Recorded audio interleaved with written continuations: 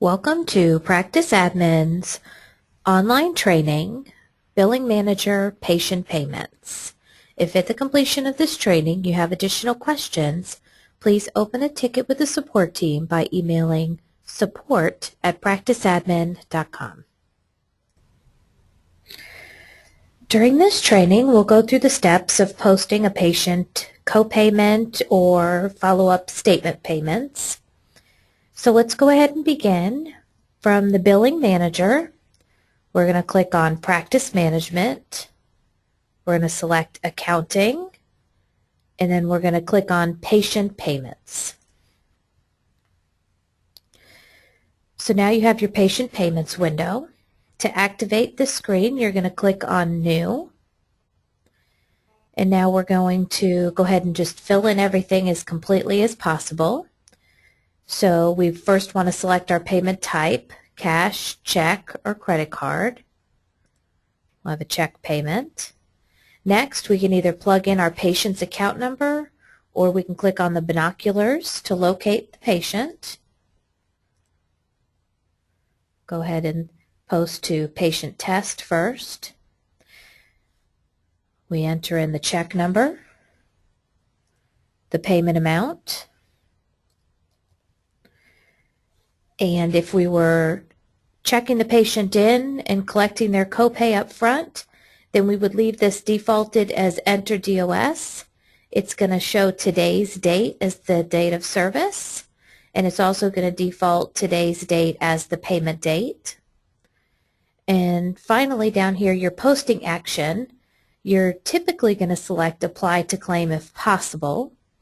The only time you want to use these post as unapplied is if it truly is the patient making a deposit or prepayment and you don't have a future date of service selected. So let's go ahead and select the Apply to Claim if possible option. So at this point, what we can do is check the box to print receipt on saving. This would print a receipt for your patient. And the last step is to click the Save button. And it's going to give you your printer options. You can go ahead and select your printer, or it should default the printer of your choice already. And then you would click the Print button. Okay, so now that's the scenario where the patient is coming up and there's not already a date of service loaded in the system. The other option would be to, let's go ahead and click on New to enter another patient payment. We'll go ahead and make it cash this time. We're going to click on the binoculars to search, and we're going to find the next patient that we need to post a payment to. And in this scenario, we're going to actually use the Select Claim option. And so any open balances and dates of service that have already been entered in the system would show up under Select Claim. So in this scenario, they're coming to make a payment from a statement, let's say. So you go ahead and select the claim. If they paid cash, you can certainly put reference in here. If there's information that you want to put in to track, maybe any kind of documentation, or let's actually say it's a credit card payment, then we can put in here what type of credit card. And let's say they're making a $100 payment towards that balance. Your payment date is going to default to today's date in here, but you can backdate it if needed.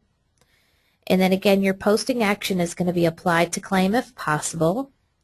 And the only time you want to use these unapplied options is when you do not want this payment to link up with the date of service, and in turn you would have to manually go behind and complete the posting.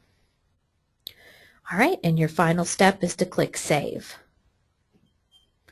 All right, now both your payments have been posted.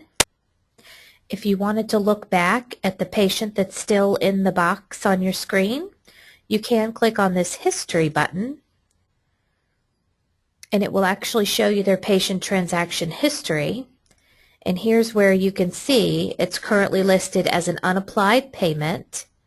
And in this field over here, the UA patient payments, that's listing the $100 payment that we just posted. If you forgot to print a receipt, you can still click the receipt button here. All right. And that concludes the patient payments portion of this training.